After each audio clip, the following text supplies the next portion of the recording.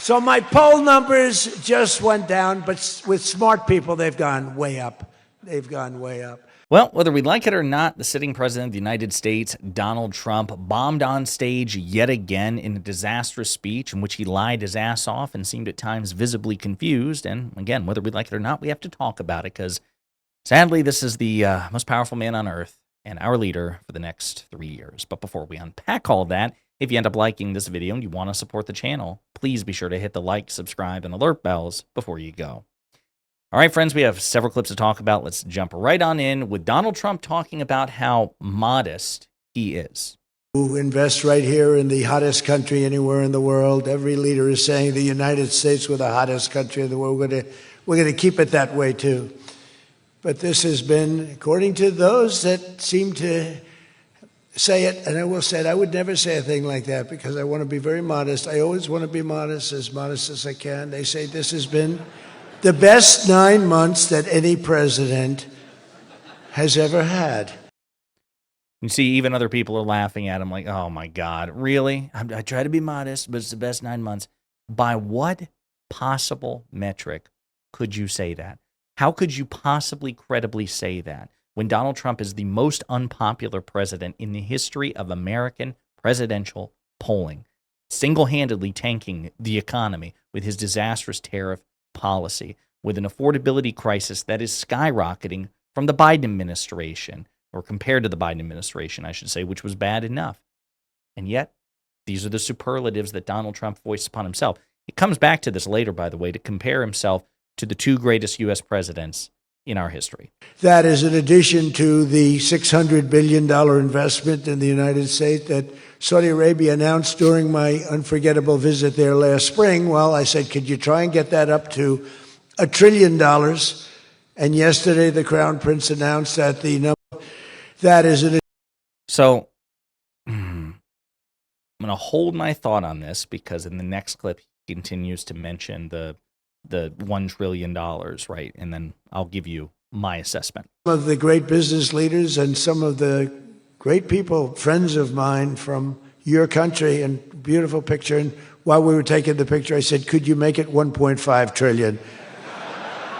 So he's got something to think about. I don't know. The GDP of Saudi Arabia is $1 trillion.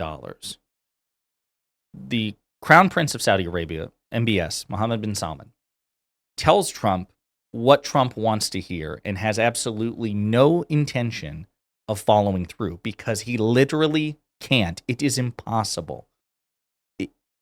He doesn't have the money. It's not like he has the money and would just simply stiff Trump, which is also really likely. In this case, they don't have the money to do that. Their GDP is $1 trillion. They don't have $1.5 trillion to invest. They probably didn't have the $600 billion because that would be half their annual GDP. But MBS tells Trump what he wants to hear, and Trump is too stupid to understand he's getting played. But reporters confronted MBS about this. Economists are saying this is not possible. But Trump doesn't care because somebody said it on camera, and he's going to try to use it to bolster his popularity and approval ratings. I don't think it's going to work. Become a very wealthy country. We have a couple of little things. We're waiting for a decision. We hope that's going to be good, but if it's not, we'll do. We always find ways, we find ways, but we've done things that nobody thought were possible, and we're taking in trillions and trillions of dollars. Tariffs have been, frankly, the best thing that's ever happened to our country. They've always been used against us, and we never had people that were smart enough to use them. Tariffs are causing or triggering and exacerbating an affordability crisis. It's triggering the reversal of the downward inflation. Like inflation was trending downward under the Biden administration, and Trump has single-handedly reversed that with his tariffs. It's contributing to people paying more at the grocery store and at other places. And it's probably the single biggest reason that Trump's economic polling is in the toilet. And here he is delusionally saying it's the best thing ever happened to this country. What the hell are you talking about? But if you have good instincts, it's all based on instincts. I see they want to hire 3,000 economists, 3,000, to report to the Fed chairman. What are they going to do? Take all this information? 3,000 economists. That's why they're spending $4 billion on renovating a building So this is a beautiful insight into Donald Trump's thinking, where he doesn't look at the economic literature. He doesn't look at what the consensus is. He doesn't like consult actual experts. Instincts. Donald Trump has gone through how many bankruptcies? How many high-profile bankruptcies and businesses has he destroyed? Trump has enriched himself primarily through, his inheritance from his father. Although most economists said if he just put it in, just like a stable investment fund and left it alone and never touched it, he would have been richer as a consequence of it. And then besides that, it's marketing himself as this, genius billionaire on NBC for The Apprentice. But then most importantly, he's grifting off the presidency. This idea that Donald Trump is this genius businessman is simply not true. But he's just giving it right there. He's like, the country's fiscal policy will be shaped by how I feel about things. Instinct. Not good. Not good. We need actual experts. I used to view it as it's great, great, great. The stock goes up. I view everything as jobs now because I don't care. I care about jobs. And we have more jobs. It was just announced. We have more jobs right now than we've ever had in the history of our country. Those are big numbers. It's like crazy. What the hell does that mean? More jobs available? More jobs occupied? We don't even have BLS, Bureau of Labor Statistics, reports data, in large part because Donald Trump fired the BLS commissioner. There's also, he apparently the Trump administration says that they're not even going to release data for October, saying it's the government shutdown's fault. But from outside firms like ADP and others, the reports indicate, Goldman Sachs did an analysis that we lost 50,000 jobs, 50,000. We lost 50,000 jobs on Trump's watch in October. Not gained jobs, lost jobs, a net deficit. By the way, not the first time, because we have been hemorrhaging jobs on Donald Trump's watch, unlike the Biden administration. So when Trump talks about all I care about is jobs, you have a funny way of showing it. The first term, we built the greatest economy in the history of the world, and now we're do it again. But this is really bigger and better and stronger. The first term, we had what was considered the best economy that any president has ever had. That's nice. And we got hit with COVID, remember? And we did a great job with COVID, but that was You did a great job with COVID? You mismanaged COVID like you wouldn't believe. We did worse. We experienced more COVID infection and fatalities than most other advanced countries because of this man's moronic leadership. First, he downplayed COVID, like he was briefed about it at the end of 2019, like, hey, this is going on in China. It's probably going to hit the United States. Trump downplayed it, said it wasn't a big deal. It would go away. Everybody just relax. It would go away. It'll be gone by Easter, then like Arbor Day. Like he just kept moving the date. Nah, it's not a big deal. Don't worry about it. He would undermine his own scientists. He would constantly go behind Dr. Fauci and publicly question Fauci's leadership, even though he appointed Fauci to help head this task force. He refused to use the bully pulpit as the Republican leader to galvanize Republican politicians and governors to take the virus seriously. Trump refused to do that. One of his own chief medical advisors, Dr. Deborah Birx, would later go on to say that in her estimation and professional estimation, 100,000 fatalities may have inevitably occurred as a consequence of COVID, but all the shit that followed may have been avoided if not for Donald Trump's horrific leadership. You did not handle COVID great. You did not handle it. And thank God President Biden was able to take the vaccine that, yes, was developed on your watch, but despite you, I would argue, not because of you, and especially with you not taking COVID seriously, thank God Biden was able to get the vaccine into people's arms at an extraordinary rate, much higher, much faster than the rate that Trump was getting it done. As a matter of fact, it was Trump supporters who disproportionately refused to take the vaccine. As a matter of fact, Donald Trump can't even claim the COVID vaccine as a feather in his cap because it pisses off his MAGA base. Trump did not handle COVID well. Never forget, I met with pollsters the day before I got the news about COVID, but I met with two pollsters because we were starting to think about the next election. They said, sir, if George Washington and Abraham Lincoln came back from the dead and they aligned and they went for the president, vice president as a combination, you'd be beating them by 25 points. And then the next day I was told,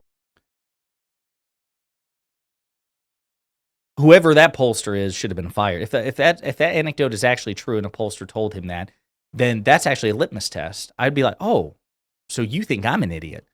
You're trying to manipulate. Either you're an idiot, pollster, or you think I, the president, am an idiot, because that's obviously not true. Trump's popularity pre-COVID was terrible. It was not great. Trump was an historically unpopular president, never cracked 50% approval rating ever during his first term. He was always unpopular.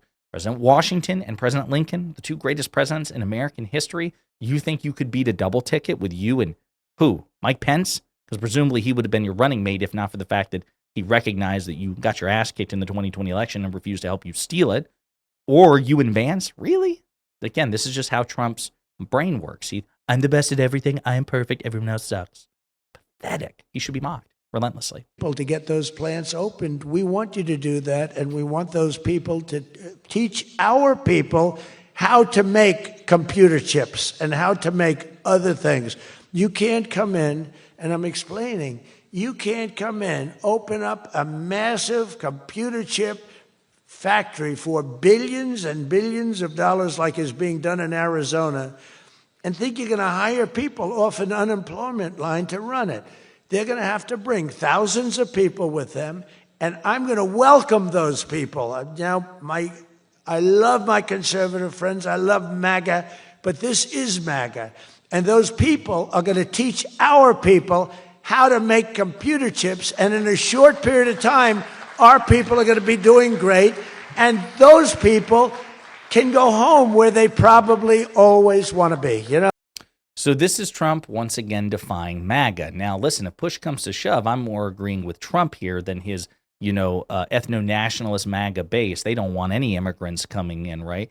I am more on Trump's side than this, in that I welcome immigrants here, and immigrants need to be employed, right? So they are entitled to jobs just as much as Americans, as far as I'm concerned. MAGA doesn't believe that. MAGA believes you should shut down, basically end immigration. You should kill the H-1B visa program. And he's saying, no, I love you guys, but no, we're not going to do that. And he's flip-flopped on this, all right? And in one clip, I don't know if it's this one or the next one, Trump even admits, my polling's probably about to go down because he's openly defying his base, as if he hasn't done that enough on the Epstein shit. He's playing with fire here. We had one case in Georgia where a battery factory, batteries are very dangerous to make. They're complex, much more complex than people understand. And they spent $1 billion to build a factory. And they were told to get out. And I said, stop it. Don't be stupid. And we worked it out. And now they're teaching our people how to do it. But they're going to have to spend, Jensen, I don't. So what Trump is talking about is apparently there was an immigration raid that, deported or rounded up a bunch of immigrants. And Trump's mentioned this like off and on. A couple of times he says he was pissed that this was done, told them to stop. Then at other times he says, actually, no, that's good. They should do more of that. So, of course, he's wildly contradictory and internally inconsistent on this. But in this case, he's doubling down on the anti-MAGA side. Done. And we're not going to be successful if we don't allow people that invest billions of dollars in plant and equipment to bring a lot of their people from their country to get that plant open, operating, and working. I'm sorry. So my poll numbers just went down, but with smart people, they've gone way up. They've gone way up. So that is Trump, again, insulting his MAGA base, turning on them, saying, yeah, I know you guys are pissed, but I don't care because you're stupid. Now, in this case, I'm more inclined to agree with Trump than not, but it's just, they're not my base. They're not my supporters. He has such an abusive relationship with his own base. He has more contempt for them than anybody. We'll wrap up with a couple of clips of Trump just being incredibly dishonest, like, for example, the 2020 election. All of this, the numbers. So when I left, which was a rigged election, by the way, but that's okay. They used to go crazy. I'd say rigged, nobody complains anymore because now they realize it was, and it's been proven, and it continues to be proven. It was not proven. It does not continue to be proven. It was never proven in the first place. And it is an indictment of the media that they don't relentlessly fact-check Trump on his election lies because they are incredibly dangerous. It is true that the American people or the American media just effectively gave up, and that is a shame. It's disgusting. Couple more clips. Here's Donald Trump suggesting that he would love to fire the Federal Reserve Chair Jerome Powell, and he's threatening to fire his own Treasury Secretary. Rates are down despite the Fed. I mean, Scott, you got to work in this guy. He's got some real mental problems. No, he's something wrong with him. It's just sweet. I'd be honest. I'd love to fire his ass. He should be fired. Guy's grossly incompetent, and he should be sued for spending $4 billion to build a little building. I'm building a ballroom that's going to cost a tiny fraction of that, and it's bigger than the whole thing put together. You got to work on him, Scott. The only thing Scott's blowing it on is the Fed. Because the Fed, the rates are too high, Scott. And if you don't get it fixed fast, I'm going to fire your ass, okay? Is he joking? Is he not? I don't know. You never know with Trump, but he is still very pissed off at Federal Reserve Chair Jerome Powell. And we'll close on this particular clip. By the way, just him threatening and insisting that he wants to fire the Fed chair, again, not good. That tends to scare the markets because they don't want a politicized Federal Reserve, but there's a very real risk that they're going to get just that. One last clip. Great job. We're also making incredible strides to make America affordable again. That's a new word that they're using. Affordability, they talk. They had the worst inflation in history. They had the highest prices in history. The country was going to hell. The only thing that we're going up in is our stock market, okay? The only price that we really have, I mean, we're bringing prices down, but they came up with a new word, affordability. And they look at we were all about affordability, and everyone assumes that meant that, no, their prices were high. I'll just point out again, according to a recent Fox poll, Fox News, 70% of Americans say that prices are more expensive under Trump than they were last year under Biden, and affordability effectively killed the Biden administration. So it's not looking good for Trump. There you have it, folks. Donald Trump giving a disastrous speech full of dishonesty, visible confusion, and he's just openly insulting, attacking, and turning on his own base right after the Epstein scandal. Pretty stupid. In the meantime, let me know what you think in the comments.